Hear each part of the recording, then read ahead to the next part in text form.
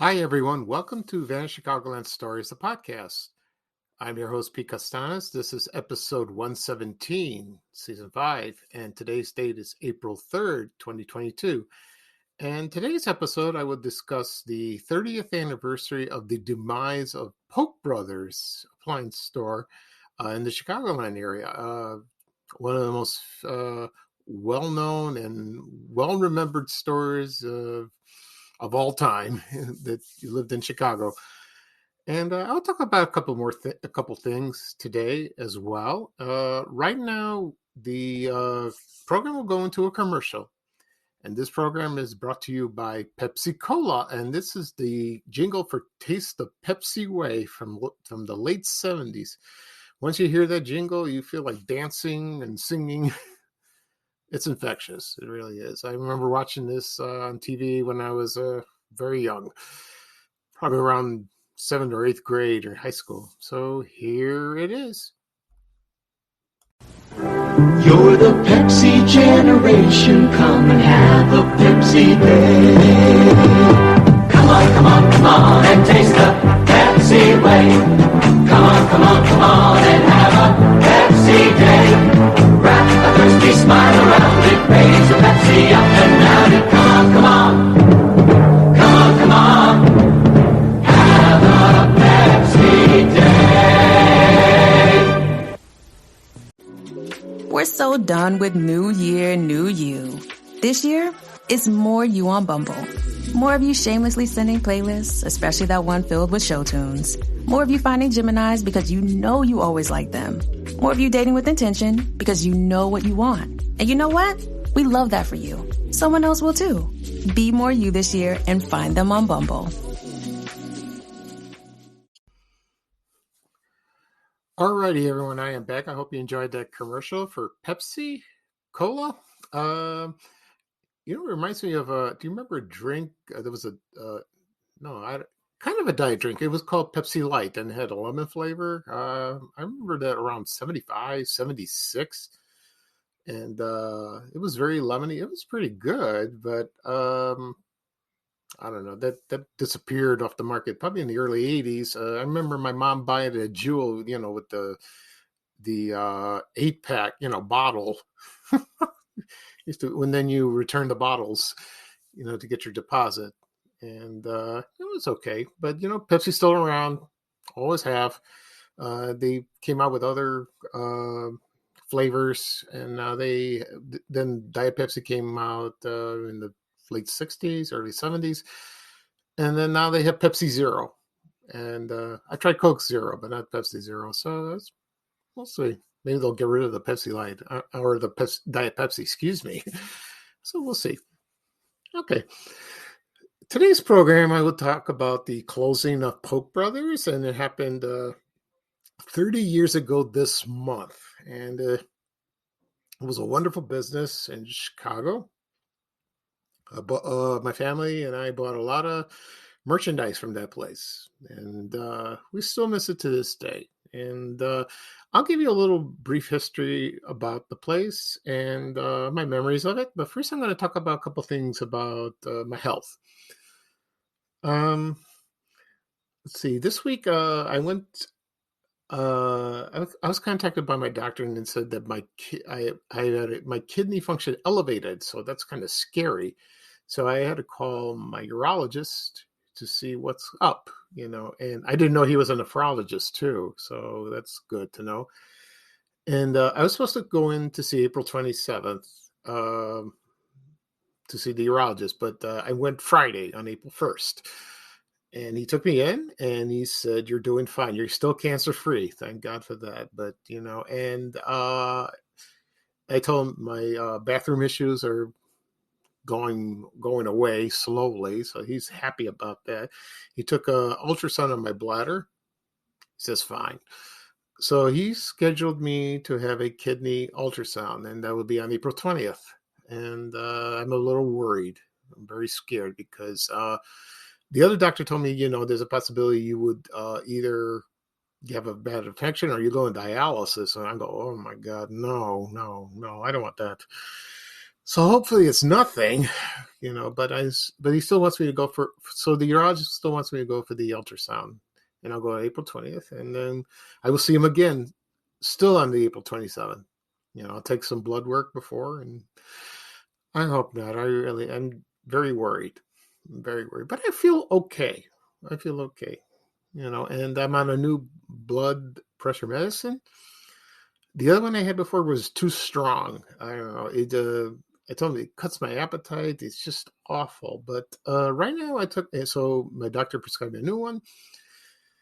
Only been on it 3 days, so I'm okay. But the first day I felt like crap. So, and then yesterday, a little better. But today I'm all right. So I'm just adjusting. So I'm doing all right.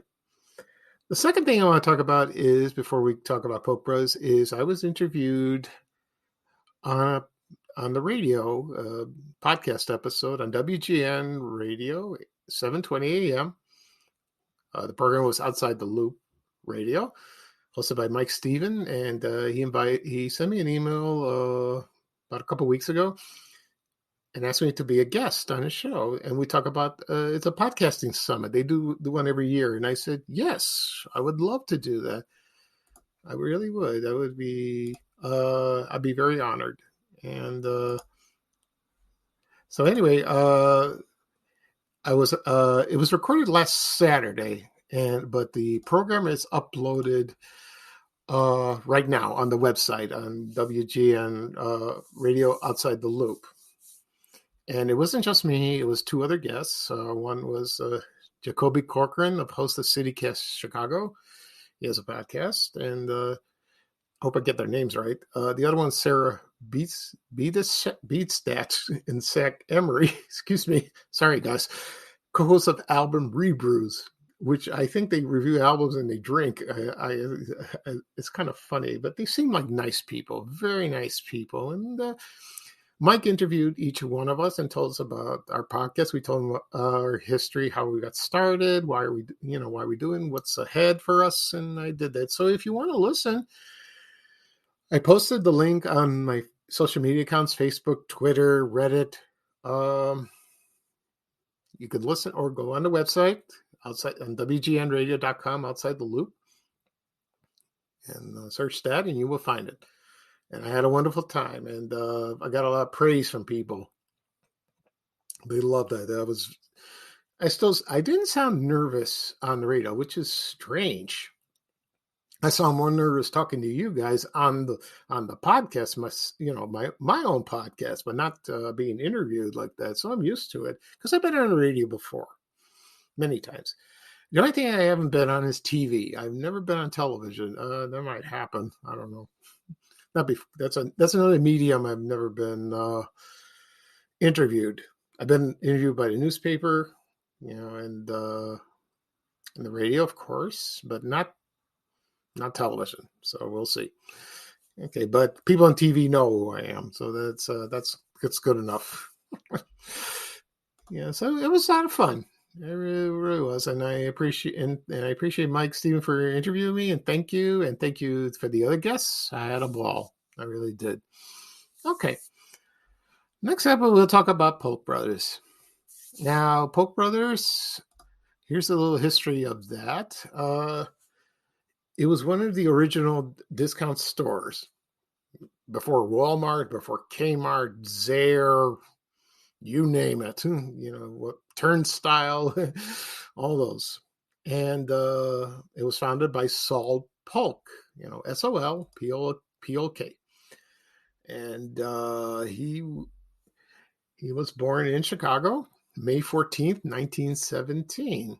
And actually, his real name was Polkowitz, and they changed it to Polk. I don't know when they changed that. And he worked at the World's Fair in 1933 during the Great Depression, and he was like a salesman. He sold irons and ironing boards door to door. Very interesting. Yeah, very interesting indeed. And he had a reputation of being a showman and a master merchandiser, and he did all kinds of marketing campaigns. Very interesting. And so he did a lot of promotional stuff. And he was the first to advertise color television, you know, on television. Well, on television, he advertised it, he was one of the first stores that had color TV. And they offered like circus tickets, crazy giveaways. Like one, he bought 250,000 pineapples to be handed out to customers. And that happened in 1966. That's funny. It really is, but so the first store he opened, actually, it was not called Polk Brothers. It was called Central Appliance and Furniture. It was located at 3334 North Central Avenue, like about Belmont Avenue, right around there. And it wasn't just him. It was his brothers. First, it was Saul. Then it was Sam, Harry, David, and Morris, and their sister, Gisela. When she married somebody. They ran the business. It was a family affair, and very tight. And then in 1946, they renamed it Polk Brothers. Okay. So they opened many stores later on. Like, for example, they opened one on 85th and Cottage Grove on the south side, Cottage Avenue, on the south side. And let's see, they opened one at 63rd Street in Kedzie. I remember that one. And also in the late 60s, they opened one in Fort City Mall, the Fort City Shopping Center. And I'll get to that in a second. And that chain was known for, let's make a deal. So when you entered in the door, there's a salesman waiting for you, and he's hovering around. He's following you, he's watching you like a hawk. And then, some people like that, but other people find it, annoying. They don't want to be bothered. They just want to browse and all that.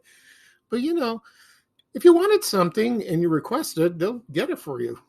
And they did. They really did. They were trained that way. I know they were pushy, but they did their job well. Also, it's not just color TVs they sold. That was not the first retailer. It was also microwave ovens, that came out later.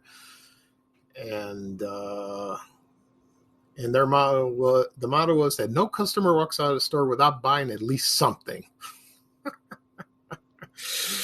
So you would haggle, you would make a deal, and believe me, it worked, and like that.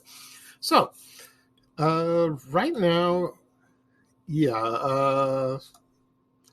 before we get into a commercial of Polk Brothers, I want to mention one thing. We bought our first color TV set at Polk Brothers when we lived in Ashburn in 1974. Bought a Zenith Chromacolor too. There's a picture of me, my mom, and my two brothers, and people have seen this on Facebook. And we're standing side by side by the TV, and Bozo Circus is shown. So, and that's a classic photo. I don't know who took the photo. Maybe my dad did, or a neighbor. I don't remember. I don't think it was my father. I doubt it. He's not very good. He wasn't very good with a camera. Anyway, so we bought the first TV at Polk Brothers. We bought a lot of things there at Fort City. A lot of things. We bought our first refrigerator. It was General Electric, brown, very sturdy, and we still have it. But it's not. It's in the garage. It's in our garage. It's unplugged. I don't know. We can't park with it, but it's still there. And my mom loved it. It was a good, sturdy, reliable refrigerator. Top quality. And we bought more refrigerators as time went on. Excuse me. Anyway, so so we bought. Like I said before, we bought a lot of things there, and so did other people as well. And believe it or not, when I post something about Polk Brothers, people say I still have things in my possession that I bought there, and that was a long time ago. Like a bedroom set or a television. Well, maybe not a television, but the refrigerator. Amazing. Okay. Right now we'll go into a commercial break. This is a Polk Brothers commercial. believe it or not. And this is from 1983. And once I play the commercial, I'll talk about more about Polk Brothers. So here it is. Polk Brothers brings you the miracle of moisture in an exciting new way. The Douglas Ultrasonic Humidifier, quietly atomizing up to 4 gallons of comforting humidity a day into your home or apartment. Polk priced at only $99.95. And with your Sonic Mist Humidifier for only $4, you get a Polk Brothers Extra, your own money-saving Cobra telephone, complete with a 25-foot extension cord. See the Douglas Sonic Mist Humidifier at all Polk stores today. Okay, everyone, I'm back. I hope you enjoyed the commercial for Polk Brothers. I want to mention one thing. Sometimes the commercials I play, the volume is different from what I speak from the program, so I apologize for that. Just turn down the volume. It's too loud. If you can't hear it, please turn up the volume. It's kind of goofy like that. Again, I apologize for that. Also, let's see. Other thing that Polk Brothers did, they sold Christmas trees, also Santas. Remember the Santas? Yeah, the Santa Claus and the Snowman, and they were promotional. When you bought something, you get I don't know if you get them free or discount price. I don't remember because I never bought one, and they're very rare. They're very rare. I remember Dean Richards and WGN showed his Polk Brothers Santa in his house. Amazing. It was wonderful. No, it was wonderful to see that. Yeah. So I would like to get one too. I really would. I think some antique stores sell them. Anyway, so you have the Santa Claus, and then you have the Snowman, and they were around in the '60s. That was they started that, and they sold like hotcakes. They really did, and they were like I said, very popular, and they're still sought after. They still want that. Anyway, another thing about Polk Brothers is they had a huge fire in the company warehouse, and the headquarters was located in Melrose Park, and that was I don't know how it started, but it happened in June 1st, 1987, and and then the company went kind of it went in decline, and because there was competition from other stores. And I remember there was like Highland, remember that, Fredder, Best Buy came later. I'm not sure when it came. So there was this, and Walmart, of course, and they sold discount. They sold electronics and furniture and appliances. Much cheaper than Polk Brothers. So and then Sock Polk died 1988, I believe, and then the recession came, and it was like it was 1990, 1991. Then Best Buy came, and then that was it. They Polk Brothers got shot into the water. It just that was it. And so the company decided to close their doors in 1992, and they had a going out of business sale, and they had it this month, 30 years ago, in 1992. And that's sad. It really is, because we remember the commercials. We remember on TV. We remember the advertisements in the newspapers. So the company is still around in a way, because it's not a store. So all the company's assets were rolled over into the Polk Brothers Foundation, and it's a charitable organization here in Chicago. And that's very wonderful. I don't know if any family members are involved with that. Any surviving ones? I don't know. Maybe. So I think I got contacted by one relative when I was on there in Chicagoland. Maybe a grandson. I don't remember. It was an email. He says, because he found out I have a Facebook page, and he says, "Oh, this is my grandfather's store." And he said, "Thank you." That was very nice. Okay. So, at Polk Brothers, you could buy not just only televisions there, but you also bought electric mixers, washing machines, ovens, any brand, like for example, you could think of like a Mana. Remember that? There was Whirlpool, Speed Queen. I don't know if they still make that, and so it's it's sad like that. So I have like I said before, I have a Facebook page and it's Polk Brothers. I don't post much at the time because I'm busy with my podcast and other stuff. So I'll resume doing that. I always find ads or find some rare items. Sometimes on eBay, they have them there, or people send me photos of their possessions from Polk Brothers, which is kind of cool. I like that. Yeah, and I remember there was a sign of Polk Brothers from Dixie Square Mall in Harvey, Illinois. They had the mall open in 1966. Didn't stay in business long. They closed that in 79, I think. Yeah, 79. And then the movie Blues Brothers was filmed there. Remember that scene when they were pursued by the police and they were rushing through the mall? They used that mall. It's funny. But they fixed it all up. I thought it was coming back, but no, it's not true. And then, but the Dixie Square Mall is torn down finally.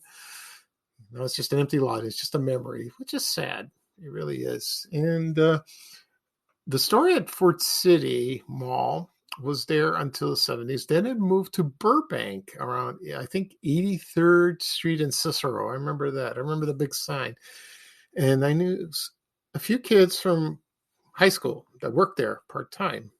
And they got a discount to buy stuff like that, which is pretty good.